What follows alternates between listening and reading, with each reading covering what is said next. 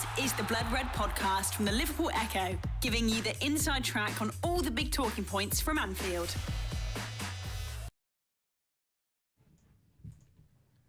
Hello everybody and welcome to your Monday edition of the Blood Red podcast, brought to you by the Liverpool Echo. I'm your host Theo Squires, and while we were buzzing after the Reds' return to winning ways in Frankfurt, the Bees have brought them crashing back down to earth on Saturday. A 3-2 loss at Brentford, a fourth Premier League defeat in a row, and this one was one of the worst so far, says head coach Arne Slot. If you look at results elsewhere over the weekend, Liverpool are now 7th in the table, and Arsenal have got a 7-point lead over the Premier League champions. Next up, the Eagles, the very side that started the rut at the end of last month. So joining me to talk the birds and the bees, we have our LFC correspondent, both home and away, Paul Gorst. Gorsty, how was your weekend in London with Ian Doyle? That probably sums it up quite well. We can extend the podcast there. I might make that my text message noise when he messages me. Yes, it was I think the worst of the performances so far. We spoke, didn't we? Liverpool's season now can almost be split into two. The games at the beginning of the season where they weren't playing particularly well, still were getting wins. And then the last few weeks where they haven't played well and have been given pretty much what they've deserved, which hasn't been a whole lot. And this was the game for me where, on the back of the Frankfurt game last week, it felt like we'd know a lot more about whether Liverpool were out of the woods or whether they still were very much in the woods and finding it difficult to find a way out. And it feels to me now that this could be a really long, tough season for Liverpool. All talk of, retaining the title and all that sort of stuff, that has got to be parked now. Maybe, for the season entirely. I think the only thing Liverpool needs to focus on now is just getting back to some sort of winning position in the Premier League. When was the last time they led in the Premier League? Was it Everton? Must have been. Just then when you mentioned the Palace game and you said it was only a few weeks ago, it feels like it's been months and months now, hasn't it? Of Liverpool just lurching from one problem to the next. They don't start games well. Sure, we're going to come on to the Brentford game as a whole shortly, but that's been the real thing that's undercutting them now. They're not starting games well, so they're having to react and adapt to game states that obviously wasn't part of the plan. And then they lose whatever plan they had. That goes out the window and it all just becomes a bit, hear them, scare them, fly by the seat of your pants, and the game disintegrates as it goes on because they're chasing it and it's opening up more and more gaps for teams to exploit. And yeah, Saturday was the worst one of the lot. So a lot of work for Arne Slot to do now, and at the moment they've just got to be realistic and just look to try and get some semblance of form together to maybe, finish in the top four, because I think talk of challenging Arsenal at the moment, who are flying, aren't they? I think that's fanciful, and there's a lot of work to be done and not a lot that you can point at in terms of stuff that's working, stuff that you can keep and work with. It's almost back to the drawing board, isn't it? After a remarkable summer of historic spends that has so far yielded nothing. Before we get into the thick of it, it's sponsor shout-out time. Sadly, NordVPN can do nothing about Liverpool's leaky defence, but they can protect you online.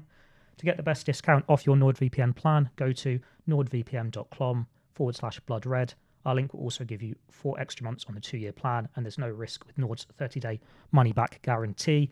The link, as always, is in the podcast episode description box. As always, we are live on YouTube, so get your questions in. We've had plenty so far, so keep them coming and we'll answer them at some point in the episode.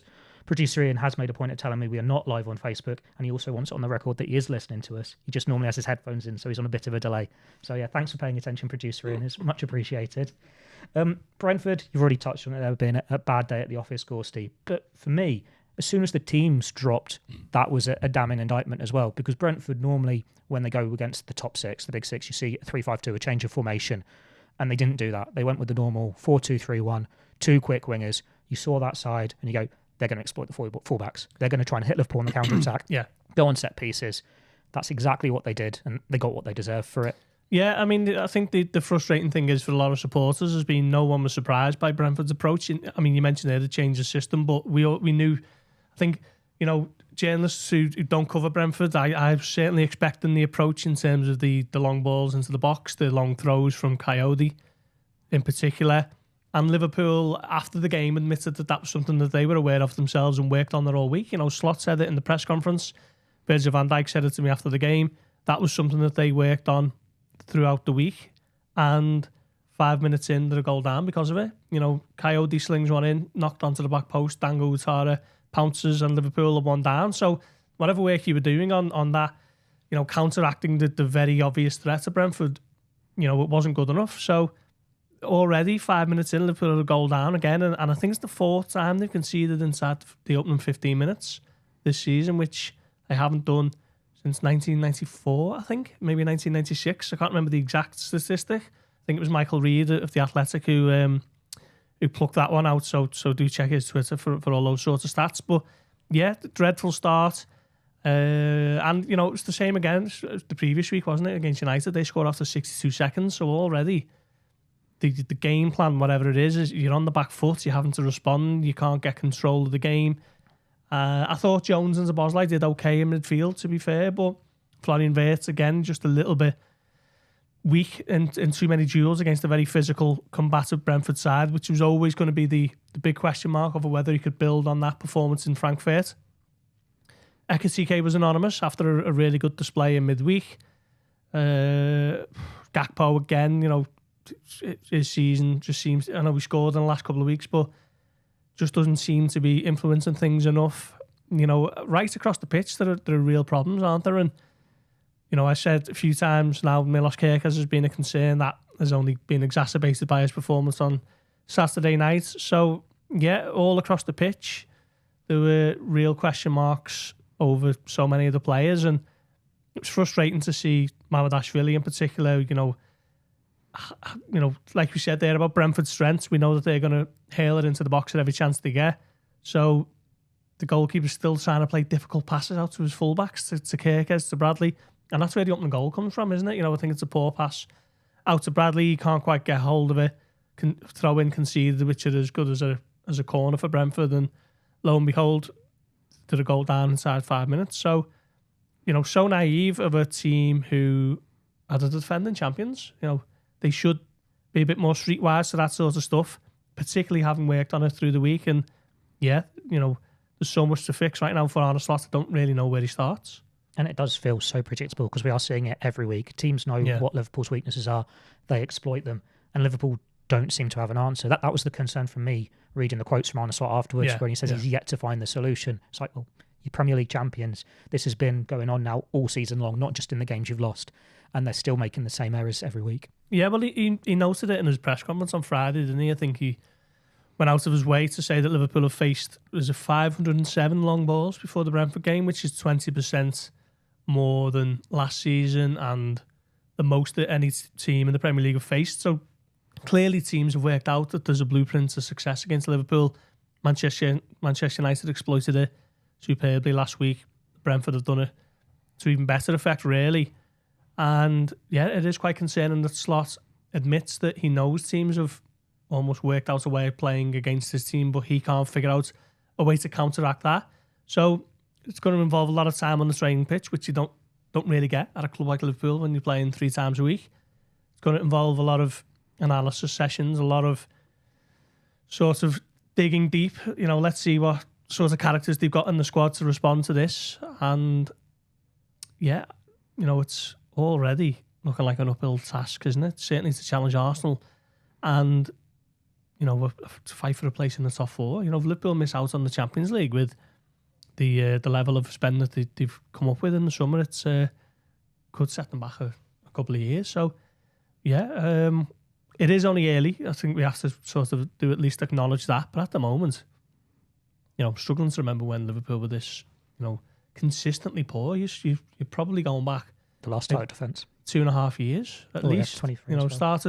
Start of 2023. I remember being quite tough, but there was an acknowledgement at the time that it was a midfield that was coming towards the end of its cycle. Henderson, Fabinho, Milner, that sort of era, and it was a bit obvious that was what needed to be looked at in the summer. But at the moment, a couple of months into the biggest spend in the club's history, it shouldn't really be like this, should it? It should be so much excitement and optimism and players who are coming into the team and proving why they've been brought to the club at such a cost. But at the moment, it's panic stations, and I think Liverpool are in a real crisis now. It's let's see how they get out of it.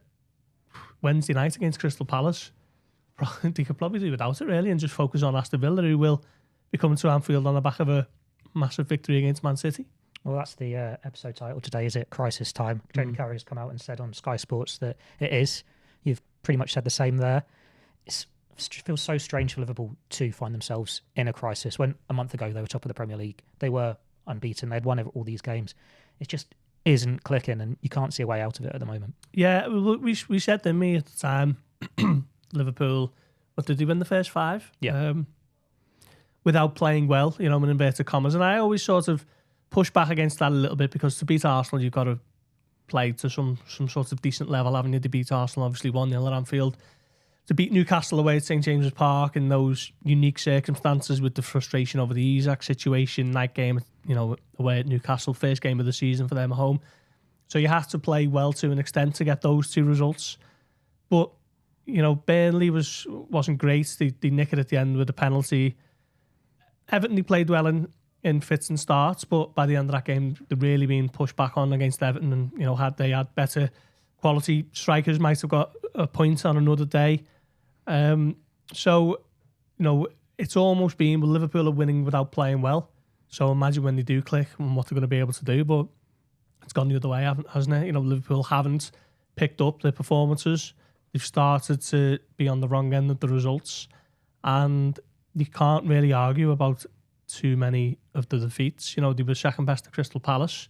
Manchester United did a little bit of a number on them. Chelsea, I suppose that could have went either way. Liverpool were a bit better in the second half, but didn't get it in the end, conceded to a last cash winner. So there are major problems for Arne Slot. I think he has to go back to the drawing board a little bit and come up with a little bit of a new system maybe. I mean, I've heard a few people say 3 at the back, but I don't think Liverpool have got enough centre backs to do that. So it's tough figuring out a way out of it really at the moment. I know you speak to Virgil van Dijk after pretty much every game, but there were some, I suppose, refreshing honesty from Andy Robertson after this one. He spoke to the club where he said Liverpool didn't follow the game plan. It's just chaotic when they're chasing it. Players are all over the place. He really did lay it all out there. So they know what's going wrong, but the fact that the dressing room doesn't have the answers and the frustrations there, it's almost like they're not in it together in the same way, if you know what I mean. Yeah. They were interesting quotes, weren't they? Particularly because they were given to the official club channels, and almost, this might have been communicated inadvertently, but I almost took that as, I wasn't on the pitch for this. The lads who were playing who need to pull the finger out a bit, and I thought it was really good to hear him come out and say that sort of stuff, because Slot said a couple of weeks ago that one of the things that make elite players elite is they don't get too high when they're winning, they don't get too low when they're losing. But it's good to see that this is hurting the team, that they're hurting the players, and they know that this at the moment isn't good enough. So to hear that there's a determination to put it right behind the scenes is no bad thing. And Virgil van Dijk said something similar in Frankfurt, didn't he, about calling the team meeting and basically reading between the lines, maybe delivering 1 or 2 home truths that needed to be dished out, and they stick together. But yeah, I mean, they've got to show some signs of improvement sooner or later. I mean, Wednesday we're going to come on to the game against Crystal Palace, aren't we? But I mean, it's almost it's not necessarily a game where normally Liverpool have to win, but it's definitely a must-win now, just to stop the chatter around Liverpool's season falling off a cliff, really. They don't necessarily need to be in the 5th round of the Carabao Cup, but they need a response which will give them some sort of confidence going into Saturday against Aston Villa, because defeating that one is unthinkable, isn't it? What is it now? They've lost 5 of the last 6, lost 4 in a row in the Premier League. It's they're in danger of the season really getting away from them before we've even got into November. And they've been woeful defensively for the majority. It's 21 goals conceded now from 14 games. Defeat to Brentford was the 8th time they've conceded twice or more. We've seen the same players come in for stick week after week, but this time it was not Van Dijk or Konate. It was both of them. Kerkez getting thrown under the bus as well. He's just not settling. Gary Neville said he needs to be dropped. But was it a surprise to see him keep his place? Oh, not keep his place, but come back in for this one? Yeah, it was. I thought Robertson did okay at Frankfurt. He obviously sets up Ekitike, doesn't he, with a nice ball in behind. But yeah, I think Slot he seems determined to try and get Kerkez to play through this rut that he's in. And there's no doubt about it. He is struggling. He has had a difficult start to his Liverpool career. He's not showing anywhere near the form that made him, PFA Player of the Year at left back in the team of the season. Sorry, a £40 million left back who just a few months ago everyone was delighted when he signed. I think he was the player who loads of people had earmarked as the Andy Robertson, the heir apparent to the left back throne, and he just looks a completely different player to what he was like at Bournemouth last season. Admittedly, we didn't watch Bournemouth every week, did we? But he looked really strong, aggressive, quick, good crosser of the ball, proactive in his willingness to get forward. And at the moment, he just looks like a bit of a deer caught in the headlights. And I feel like I'm picking him out every week at the moment, and I'm really laying into him. But it just hasn't been a good start for him, has it? But he's not alone in that regard. There's you'd be a lot quicker to talk about the players who are playing well at the moment, and I think we'd probably wrap that up in 30 seconds. So yeah, it's been tough for Kerkez. Conor Bradley, he's had a difficult start to the season, hasn't he? In and out, injuries, unfit at times. So like I say, almost everywhere across the pitch for Slot at the moment. He's got real thinking time to do, and given the way Liverpool's schedule is, doesn't really have the time to properly think it through, I guess, with his backroom staff. Slot did make a point that he didn't want to make excuses, but then pointed to the penalty decisions, pointed to the number of away games. I want to get your thoughts on the two penalty decisions, because you've seen them given both ways time and time again throughout year after year. So what were your thoughts on those two? Liverpool feel a little bit hard done by? Yeah. I mean, I didn't think it was a penalty. It barely touches him. Maybe if he does touch him, and it's one of those where referee Tim Robinson gives it as a free kick, and then once it's established that it's in the box, he can't really say it's not a penalty. But if that was definitely in the area, I don't think he gives it. In the same way that Simon Hooper in the first half doesn't give the one on Cody Gakpo. I think if one's a penalty, the other one's a penalty. And maybe that highlights the inconsistencies with the officials, because one referee gives one, the other one doesn't. Because obviously they had to change referee at half time, didn't they? Because Simon Hooper was hamstrung. But yeah, I don't think it was a penalty. But we're not here to say that's the reason Liverpool lost. They lost because they were second best on the night and didn't deserve anything. If Liverpool would have stole a 3-3 draw, I think gets them out of jail a little bit. I think sometimes you get what you deserve, and you have to sort of ruminate on that and accept it and try and figure out a way to put in a better performance next week, because they didn't deserve anything. I thought Salah's goal was fantastic, but some of the misses he's had in recent weeks, and to go and score that one. Yeah. But I mean, I don't want to sit here and try to pretend that Liverpool have lost because of a terrible refereeing decision. I don't think it was a penalty, but ultimately Brentford were the better side and deserved to send Liverpool back to Merseyside with nothing. And another injury blow. We saw Curtis Jones forced off. Not quite sure what the issue is or how long yet, but the injuries are slowly stacking up, and that's something that Liverpool weren't necessarily stung by last year. When Arne Slot came in, there was a lot of praise for the conditioning of the squad. This year, they just don't look fit enough. Yeah. So, if he... I mean, I don't think we're going to get to speak to Arne Slot tomorrow with the pre-match press conference. They don't seem to be holding them now for the Carabao Cup games. But, yeah, hopefully not as bad as first feared. Hopefully Ryan Gravenberch is on the mend after his ankle injury. We're still waiting to hear further updates on Alexander Isak's groin issue, which Slot was keen to stress didn't see him as bad after the Frankfurt game, but let's wait and see. But yeah, they are, aren't they? They are panning up a little bit. Frimpong's obviously out. Alisson Becker's nowhere closer to his return. So yeah, it's never rains but a pause, does it? Liverpool now with 5 or 6 who we know are definitely going to be injured. So those options are, restricted even more at a time when he's going to have to make wholesale changes anyway, isn't he, for the Palace game? So, yeah, could see 1 or 2 academy players. And the one ray of positivity at the moment, I suppose Salah scoring, but Dominic Szoboszlai, it was a good performance from him. He is stepping up. It's just a shame that the rest of his teammates aren't putting in the same level of performance. Yeah, he's been Liverpool's player of the season, hasn't he? And I thought Tim and Jones did okay, to be fair, in midfield. But I think he ends the game at right back again, does he? It's just one of those things that in desperation to grab hold of something from the game, he just seems to be shunted into right back in an effort to get more sort of attackers on the pitch. And he did okay, didn't he, against Arsenal and Newcastle when he absolutely had to when Bradley and Frimpong were out. But just seems like a bit of a one of those things the Slot is doing a bit too often now. Particularly when he's the only one who looks anywhere close to his best form. You don't want to be sticking the square peg in the round hole just to try and get something else on the pitch. So, yeah, it's just one of those things, isn't it, at the moment? All these decisions just seem a little bit confusing. And, when Liverpool are in need of a goal and Joe Gomez comes on for Florian Wirtz, it's a bit like, what's going on here? What is the plan? I think we're still waiting to see what this grand plan is for Liverpool, because they're not being allowed to get into the sort of rhythm and momentum where you can see what the plan is, because they're starting games slowly, so they're a goal behind, and they're not being allowed to play their style because, like Slot has said, teams have figured out if you go direct to beat the press, you can profit. So, yeah, something's going to have to change, isn't it? And at the moment, I don't really know what it is.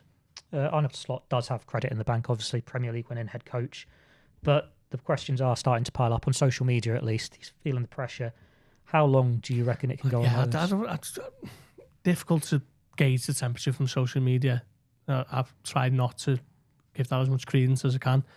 But yeah, he's a Premier League winning manager in his first year. He won it by 10 points. He won it with 4 games to spare. He's got absolutely, bucket load of credit in the bank as far as I'm concerned. But they're going to have to start, not necessarily anything to do with what might happen over the manager's decision, but they've got to start showing some semblance of form, some idea of what the plan is or was in the summer, because, obviously Isaac is injured at the moment, but the money that you've spent to transform the squad, the turnover of player, there must have been some plan in mind. And one of the reasons we heard that Florian Wirtz was desperate to work under Arne Slot was because of the detailed tactical blueprint that they established for him, and it excited them. And so far, we don't really know what that was meant to entail. So, yeah, work to be done, loads of it. And this is a real test now of Slot's acumen. It's the first big test as a manager in terms of when it's not going well. It's strange to think, isn't it? We lost that Forest game in September of last year, and then the next time they lose was Fulham in March time, was it? So we've gone, Liverpool pretty much had won the league by that point. So the next game he loses of any real significance in the league is Crystal Palace, which is 12 months. 12 months between defeats of any significance. And now you've lost 4 in a row. So it's a huge test. And like I said, it's going to be, a huge question over his ability to ride out the storm and get Liverpool back on track. It's probably worth pointing out that in the entire history of the Premier League, only 3 managers have ever defended the title: Sir Alex Ferguson, Jose Mourinho and Pep Guardiola. The majority of the others haven't lasted long when failing to defend. You've got a couple of obvious big-name exceptions, Arsene Wenger, Jurgen Klopp, but you look at Conte, Ranieri, Mourinho, when the second time when he hadn't won it twice. Mancini was gone after a year. Ancelotti was gone after a year. Mourinho, the first time around, was gone a month into the second season. Teams aren't usually patient when they can't back it up for another title defence or go in again. So this isn't something that is just at Liverpool. But Liverpool are a side that tend to have a bit more loyalty towards their managers. Yeah. I mean, you've only got to look at the 2021 season for that in terms of Liverpool feeling that the manager has enough credit to ride out a rough patch. Liverpool lost 6 home games in a row that season, and I think people sometimes maybe forget that season because there was no supporters there, and it's just one of those forgettable seasons, really. Certainly from a Liverpool perspective, other than the Alisson header. But that was a really torrid time. I was at those games, and they lost to Everton, Burnley, Chelsea, Brighton. It was a really tough period. But at no point did anyone question Jurgen Klopp's position, or anyone, anyone seriously question it, because of what he had achieved. Obviously he had the Premier League and the Champions League in the trophy cabinet to back that up. But I think Arne Slot deserves plenty of time and space to come out of this rough patch. But like I say, at some point you've got to start to see what the plan is, and starting to go down 1-0 every 10, every game inside 10-15 minutes. It has to change. Liverpool have got to start beginning games with a bit more momentum, a bit more impetus. I'm not sure how you go about that, because it's been something that even Klopp's team struggled with, over the years. Sometimes they got themselves into routines where they were starting slowly and having to respond.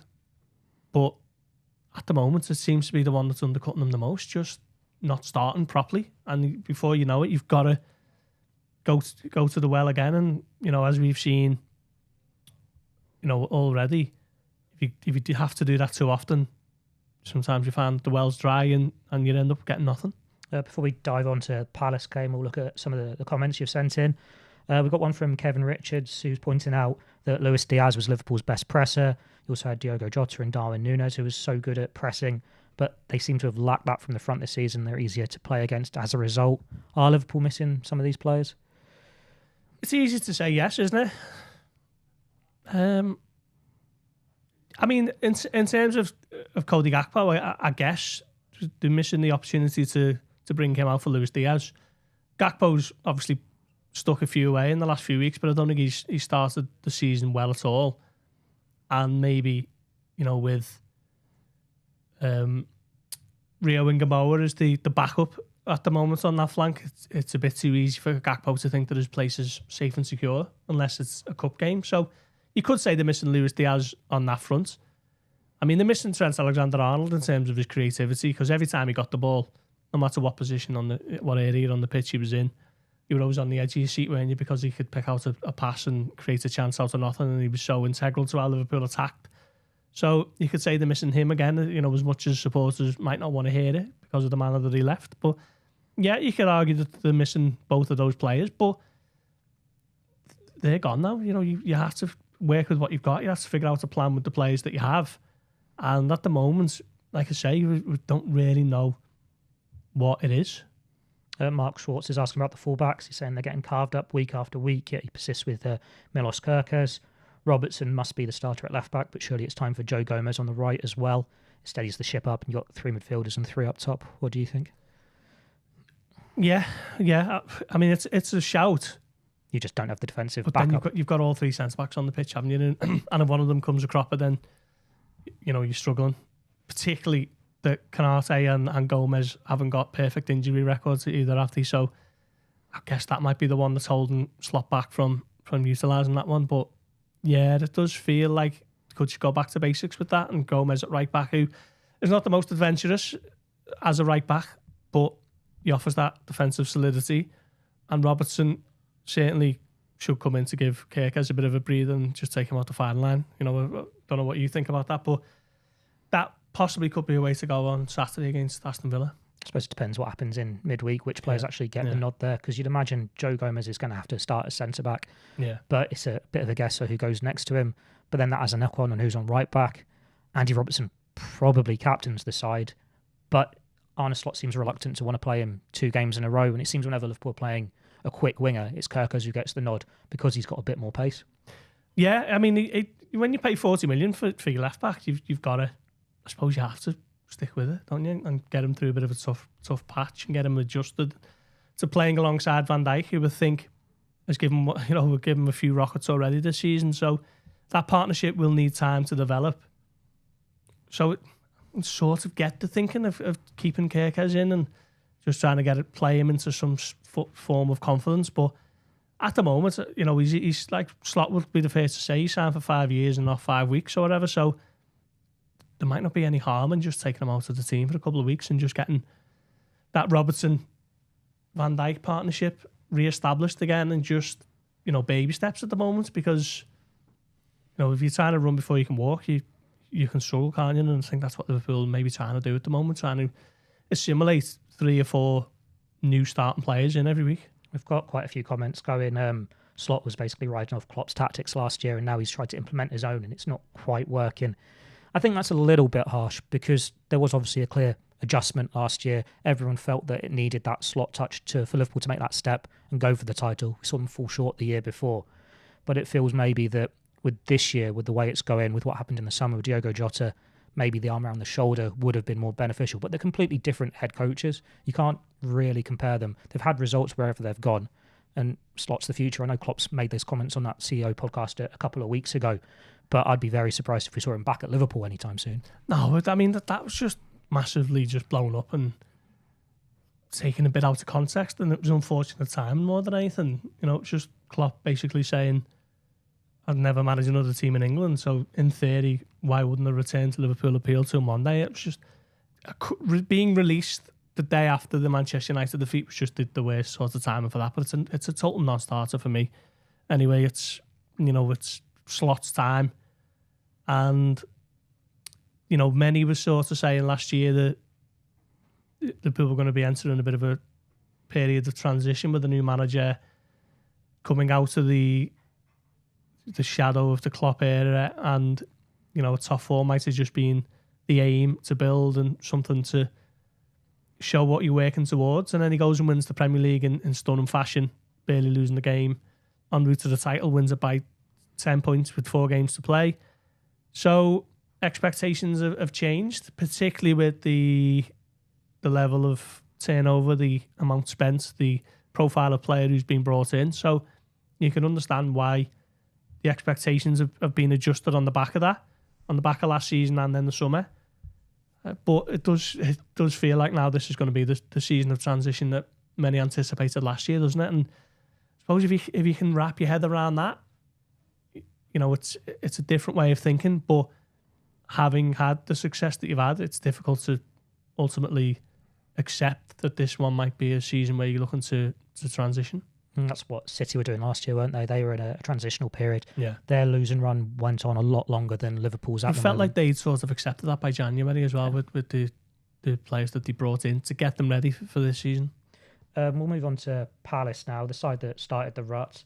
You'd imagine they're going to make a few changes, but at the same time, they could be eyeing up Wembley again. They've got a good record there. Yeah. Obviously, a very good record against Liverpool in the past 12 months. On one hand, it's the last thing Liverpool need. They'd much rather have the week on the training pitch to put things right. But there's an argument also that it's giving other players an opportunity to stake their claim, or you're just punishing the players that aren't playing well. Go out there. You're going to have to play in the League Cup. Go and show us what you can do. Find some form. No, I wouldn't say it's punishing. It's never a punishment, is it, to go out and play for Liverpool? But yeah, I mean, a lot depends on the status of maybe Jones and Gravenberch, and there's enough. We know that Chiesa will start. Freddie Woodman's probably going to get a game because you can't really risk anything to Mamardashvili at the moment. Does Calvin Ramsey come in at right back because Jeremy Frimpong's injured? He only played an hour, didn't he, yesterday in the mini derby, so that felt a little bit to me like it was pre-planned. What does he do at left back? Does Kerkez stay in the team with an eye to bring Robertson back against Aston Villa? Joe Gomez at centre back with Endo maybe. So there's enough there for players to maybe take a bit of a chance. Don't say the amount of players who are below par at the moment. One or two of these could really stake a claim and show the manager that maybe they deserve a closer look for some serious inclusion against Aston Villa. But I think whatever team you put out, Liverpool just need a win. Not because they need to go through to the next round of the Cup, more just to stem the tide a little bit, because of what has been torrents of criticism and questioning and debate and analysis around what has been a really, wretched run. One issue I have when we get to these sorts of games is Slot obviously makes lots of changes. The players who haven't had chances come in, but then they get absolutely hammered when they don't play well, despite the fact they've barely played and they've not played alongside the players they're playing with. Like Gomez came in for criticism, playing alongside Leone, didn't he, after the last game against Southampton. But it's always difficult for players to come in those circumstances. We saw it against PSV, we saw it against Plymouth. Is it a bit much to expect it to be different against Crystal Palace on Wednesday? No, you're probably right. It's always a bit obvious, isn't it, that, you know, the 11 players who are out there have probably never really played together as a collective. You know, Rio and Gamoa, we imagine, might get a start as well. You know, you got to remember he's only 17. You know, the pressure is on the entire club at the moment. So how does he react to that? Trey Naoni's probably another one who might get some minutes as well. You know, but someone like Alexis McAllister could do with the minutes, I think. You know, could it be a shout for him to take some responsibility? But yeah, you're right. You know, these games are never, fluid, great spectacles and blistering performances from Liverpool when they're at Anfield, because the nature of the team is always sort of mix and match. So, yeah, I mean, I think, like I say, they don't necessarily need to put in a roaring performance, because we know that the team is going to be an unusual one, but they can't lose it, because it just adds to the pressure that's already there, which is getting, quite loud now, I'd suspect, for a lot of the players in that Liverpool team, and certainly the manager, who is fielding the sorts of questions that he certainly wasn't used to last season. Onto teams now. As you said, it'd probably be Freddie Woodman in goal. We saw Jarrah start. Was it away at Brighton when Alisson was injured last year? Talk us through your back four. Yeah, I think I probably would give Calvin Ramsey a go, to be fair. I mean, we know he hasn't played a lot, and if he does play, it would be his first appearance at senior level for 3 years, which sounds crazy. But didn't you interview him when you were out in was it Dubai after the World Cup? And then he got injured after. I might have done. I can't talking remember about now. 3-4 years ago now, aren't we? But then possibly. I think he just played for Scotland before the World Cup, and it's like, right, he's going to push on now, and he's just been out on loan, injured ever since. Yeah. I mean, he obviously saw something in him when he was at Aberdeen, but he hasn't really been able to kick on, has he, in the years that he's been at the club. At left back, I'd probably play Kerkez, because I think Robertson should come in against Aston Villa, and then my centre backs are going to be Gomez and Outtara Endo, I think. With the left back, it's how far you look forward, because you go, all right, could have Robertson in for Aston Villa, but then it's a huge week when you've got Man City and Real Madrid. Yeah. So it's like, how much does Arne Slot look forward? Is it one game at a time? But yeah, it's a hard one, because Kerkez is just not happening for him. Is Man City the last game before the international break? I think so, yeah. Yeah, I mean, if Liverpool lose both of those games and then there's an international break, I can't even imagine the state of. I think last year those were the two games that meant Liverpool are genuine contenders. Yeah, when they beat those two in the same week, it was around the time that they absolutely battered Leverkusen in the Champions League as well, wasn't it? I think that might have actually been bonfire night, so that's obviously November the 5th. So you were talking about Liverpool being the best team in Europe at the time, and not even the best team in Liverpool at the moment, are they? But it's a huge couple of weeks, and this Palace game probably do without it, because, like I say, they don't necessarily need to win it just to advance to the cup, but it's just already the avalanche of questioning that's going on. It would only make it worse, wouldn't it? So yeah, it's a massive couple of weeks. So you're looking ahead to what he does with the left back situation, I guess, in midfield. I mean, I'd play McAllister just because he needs the minutes. He hasn't looked fit all season, has he? And normally you wouldn't want one of your top midfielders in a game like that, but needs must. Gravenberch, even if he is okay to play, I think I'd still probably put him on the bench at best. Probably alongside Trey Naoni, McAllister. And then what you do with the third midfielder, if you've got Endo at centre-back, yeah, they're limited by the injuries here, because you don't have that centre-back. And you don't want to risk Jones, even if he is okay, because there was that scare. So does a Bosley play? Florian Wirtz might be a decent one for him, just to, I suppose it depends on the striker. Which partnership do you want to back? If you want Wirtz there and Isak's okay, do you give them an hour to try and click a little bit more? Yeah. Even with Ekatike as well, like those are the striker options. Yeah, I mean, it's probably going to have to be Ekatike, isn't it? Because I think Isak with the groin issue, you don't want to risk that. Chiesa will play on the right and Gamoa off the left, and probably Ekatike leading the line. But maybe this could be a game for Florian Wirtz that we've spoken about, the chance for Liverpool to play at home in a advantageous situation where Palace might make quite a lot of changes. I'm not too sure, but it feels like it might be a decent opportunity to get some confidence into him and a bit more belief after what's been a really tough start. I don't think he's been that bad, but he's still waiting for him to to do something, a bit out the ordinary, which you'd expect with a player of his quality, and still waiting, aren't we? You said that you're going to put in Calvin Ramsey, but is there an argument for any of the other players from the academy? Cade Gordon did very well in the mini derby, got a couple of assists. We've seen Trent Cone-Doherty playing very well, Kieran Morrison. You've still got Reece Williams at the back, though he's, mid-20s now. Amaro Nallo's there. Yeah. There are options there if they want to turn to the academy. Yeah. I mean, Nallo came on against PSV, didn't he? And he got sent off, so I'm not too sure how much Slot trusts him at this stage of his young career. Reece Williams could be a shout, couldn't it? And you could play Endo in his more traditional defensive midfield position. And then Trey could be the number 10. Yeah, that might be a way to go. Kieran Morrison was on the bench, wasn't he, at the weekend? He was involved in all 5 goals for the 21s in that crazy game in Frankfurt where they won 5-4. But he plays in a position where Federico Chiesa might reasonably expect to start. So, but then Chiesa could go up front if you're still worrying about Isak's injury and want to protect Ekitike. Yeah. I mean, the options are there, aren't they?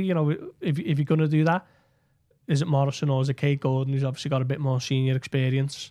So there are a few options to look at from the academy, but like I say, I think with Liverpool needing the win just to stem the tide more than anything else, I think you might go with the senior players a bit more over the youthful unknowns. And what's your prediction? Are Palace going to be coming back and haunting Liverpool once again? Yeah, a lot depends on Palace, how serious they approach it, doesn't it? You wonder whether they've got the Wembley bug now after the last 2 trips, or taking this seriously, a bit more seriously than a Premier League club might at this stage of the campaign. Should we say Liverpool win on penalties? At least there's no extra time, so it's still done relatively early. Yeah. I wouldn't be surprised if it went to penalties, but then you are just waiting to see the strength of both sides. Like if Palace take it seriously, I wouldn't be surprised if they win, just because they are on form. I know they've not got the results in the last couple of games compared to earlier in the season, but very good manager. They've got that taste of it now. Yeah. It wouldn't be a surprise. I think that's all we've got time for. I'll just check the comments section again. Yeah, nothing too much coming in. Newcastle take Isak back here. That's a sensible one to address today, isn't it? That's all we've got time for. Thanks to Gorsty for joining me, and thanks to all you guys at home for tuning in. We'll be back at the end of the week ahead of Liverpool's home clash with Aston Villa. We looking Thursday or Friday, producer Ian? He's off. So it might be a remote one, but we'll have to decide later on in the week. Keep an eye out on the channel. We'll be back at some point. Until next time, thank you and goodbye. This is the Blood Red podcast from the Liverpool Echo, giving you the inside track on all the big talking points from Anfield.